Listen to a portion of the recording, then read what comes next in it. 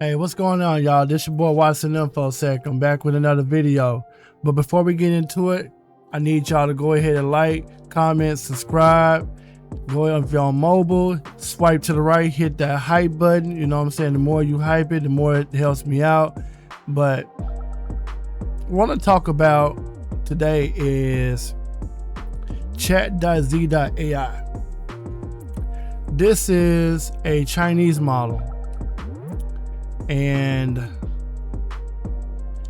I ain't gonna lie, this sucker cooking. So 5.2, GLM 5.2. So if you have not heard, OpenAI's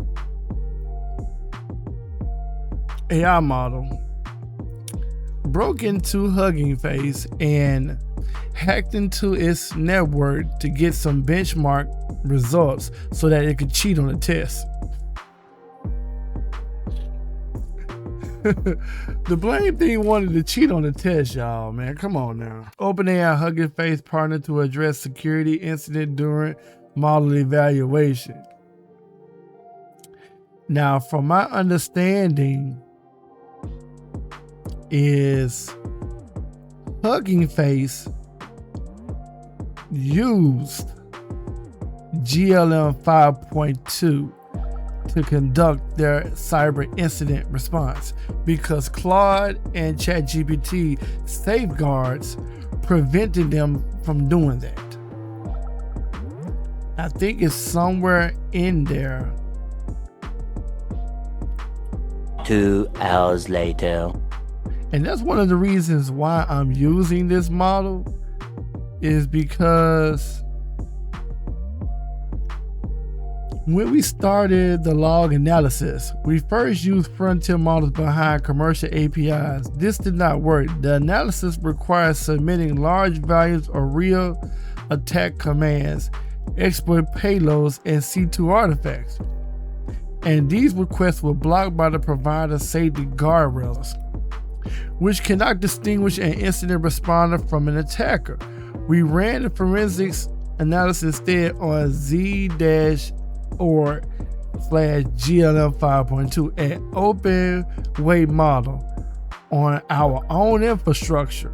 This had a second benefit: no attacker data and none of the credentials it referenced left our environment. That's what put me on to them. They ran the model locally. This is a 753 billion parameter base floating point 16 floats 32. If I pronounced that correctly, this thing has over 100,000 millions, 2 million downloads. It has a 1 million token context window. Oh my goodness. And pure open, an MIT open source license, no region limit, technical asset. They deployed this on their system. But I want to get into is like, I've been using this to like do certain things, and this 5.2, I think compatibility or something I was using with AI. I wanted to run, this was me giving a DGX Spark. Like, what can I run on a DGX Spark? And let me zoom in a little bit. And I gave it a document. I said, hey, what can I run on this? And the sweet spot was 70 billion parameters to 90 billion parameters. And these are some of the models that can be run on it. So Llama 3.1, 3.2, 70 billion parameter that can run on a DGX Spark without having no real issues with it. Then Quinn 2.5, 72 billion parameter, exceptional multilingual and coding capabilities. I do like Quinn a whole lot. And then there's DeepSeek. I did do DeepSeek a lot with the local model, and it was all right on my system because I got 64 gigs and I have the Intel Arc 550M, but it's not NVIDIA. But it does all right with certain things, but it's not NVIDIA. But it also talk about mid sizes. I mean, let's just do another chat. Okay. Wow, I'm typing.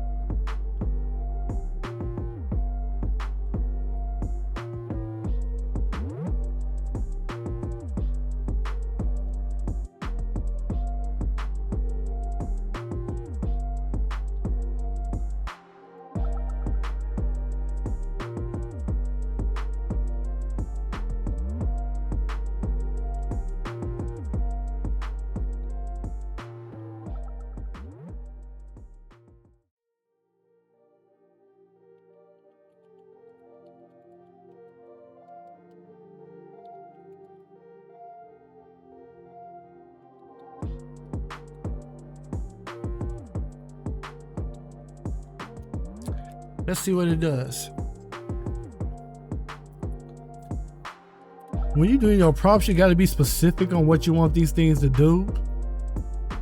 And I like looking at the reasoning on what these things actually talking about. Now this thing is fast. Now this thing is just piping out code like crazy.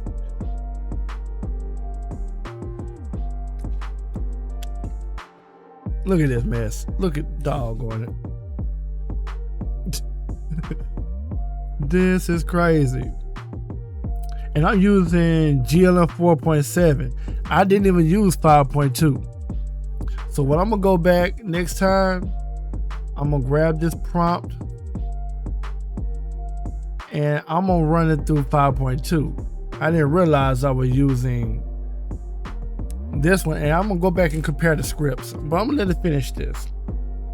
Because this still 4.7 is still good, but 5.2, that sucker kicking tail. Now they really got this really running. I didn't actually look this one up, but look at all this mess. I told it to use everything. This is crazy. And if you're using the web browser, this is totally free. But now think about it. This is a Chinese model now, but I have been using this for some of my business stuff as well in Devin.ai. And if you have Devin.ai, you can purchase it for $20 and it gives you all of those models. So I have pretty much all of them on here. But I've been using GLM 5.2 high for the longest on here. And I have it set to bypass permissions. I like to live dangerous as well with Codex. Bypass permissions. I let you do what you want to do. You know what I'm saying? Just don't crash my network. I let the AI run free. But I use it for some of the other documents, for like documentation stuff, business stuff that I want to work with and stuff like that. I do have it used. I do use it for that, and it's basically using VS Code on the back end. But I do have it set for Kali Linux, MCP, as well as my my Confluence and also GitHub. And I can go back and execute Windows Subsystem for Linux on here and tell it to do some commands if I wanted to scan something. It can do that on here because I do have the MCP server set up with Kali, and you can use that. I mean, it's totally liable. A way to do it. Right now, I guess it's thinking on something.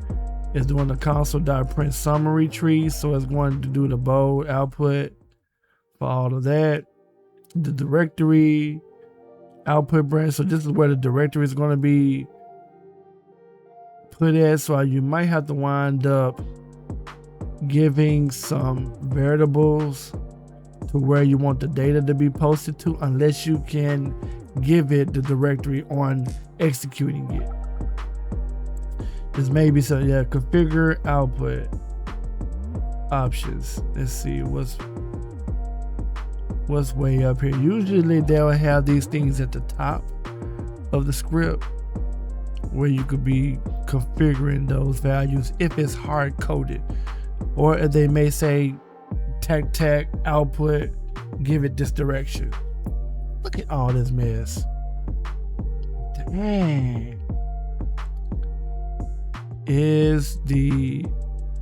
Yep, that's it. Stealth Python for authorized use only.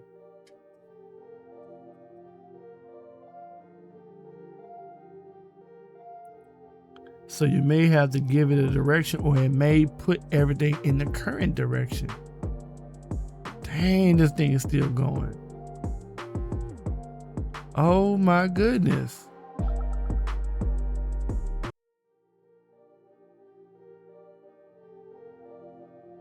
And it's still 2 hours later. Now, when you're doing nmap scans, you want to be stealthy much as you can. So now I'm gonna go back to the chat. I'm gonna do 5.2. I'm gonna give it that same prompt, and I'm gonna put it on max. Deep think. Off to the races we go. Let's see what this do. The same. Oh boy, here we go again. That finished too doggone quick.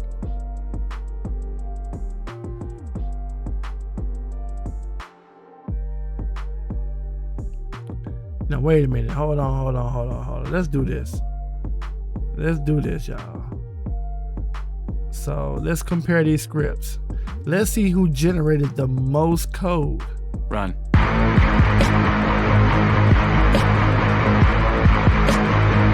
15 lines for that. Let's go back here. This one's going to be significantly more. And let's test this one.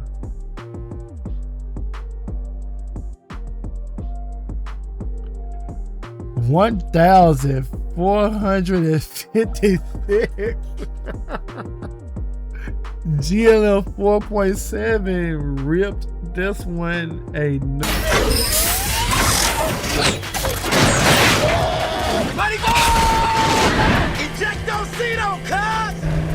That was a failed attempt. Sorry.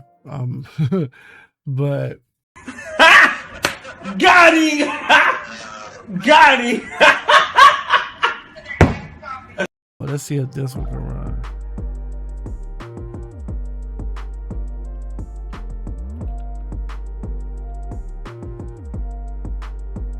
So that one ran. So something's wrong with that script.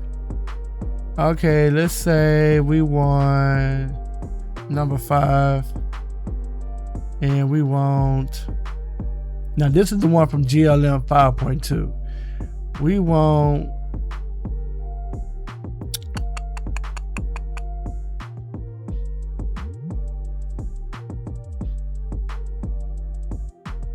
we want 13. And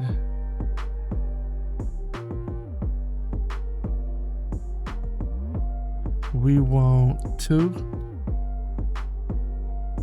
Yes.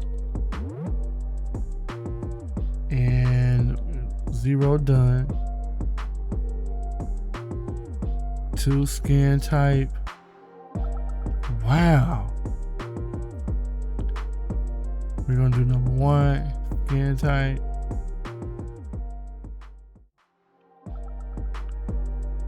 No. And how do we, okay, 8 run scan. No, we gotta set the target.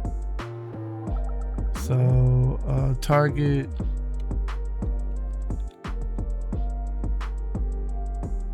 All right, let's run this scan, y'all. Let's see what goes on. Execute. Running it map. What ain't? Ooh, wait. Look at that mess. Running them out.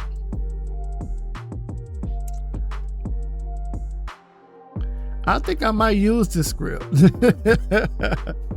This is pretty dope. Oh my goodness, look at that. Scan finish with code 0, press enter to return. So warning for annotated sitting on the whole field. This may not work.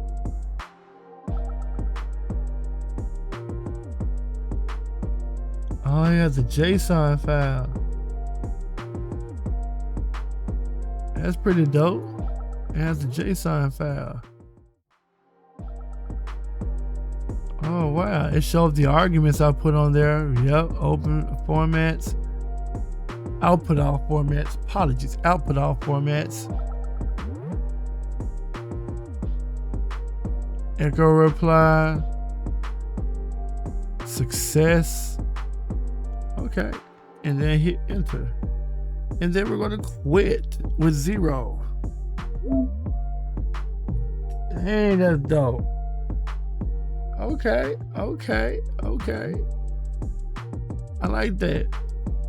This script has problems, but GLM 5.2 script is actually ran and it's like kind of better. So I'm gonna give GLM 5.5, you know, its thing on that. So this script by far was the better one, but that's just my thoughts, man. You know, hey, if you got a chance to use it, try it out. GLM 5.2. Just watch what you put into it, because this is a Chinese model. But I do have information that I put into it, like about my business and whatnot and stuff like that, just helping me generate documents. But I don't put any PHI or PII social security numbers or credit card numbers or any health or financial data inside of this application at all. I don't put none of that in there because I don't want it to pretty much store all of that data in this Chinese service. If it's going to store something, it's probably going to be about business related, but it's not going to be nothing proprietary like source codes or me doing stuff. But I'll probably use ChatGPT and everybody else for that since it's US based. But that is my time. I just wanted to show y'all chat.z.ai. And like I said, I've been turned on to that AI model because of the whole OpenAI situation, you know. But anyway, go ahead, like, comment, subscribe to the channel. If you're on mobile, swipe to the right. Go ahead and hype that video. You know what I'm saying? Share it with everybody. Help it get it out there on the channel. I appreciate y'all for all y'all do. Staying loyal. This is my time. This your boy WatsonInfoSec. I'm going to holler at y'all later on.